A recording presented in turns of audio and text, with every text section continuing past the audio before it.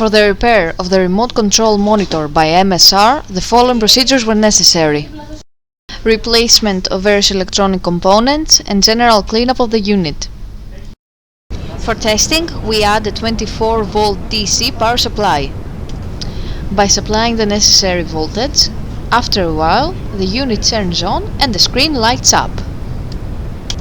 By pressing all the buttons, we also test if the unit responds accordingly.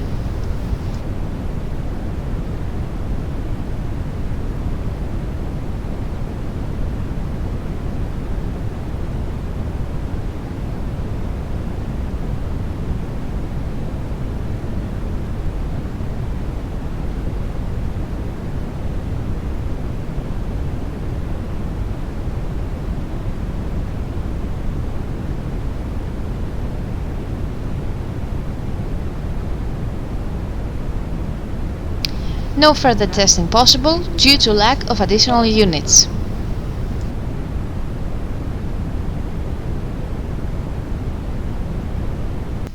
It is now clear that the unit is working successfully and is ready to be delivered to the customer.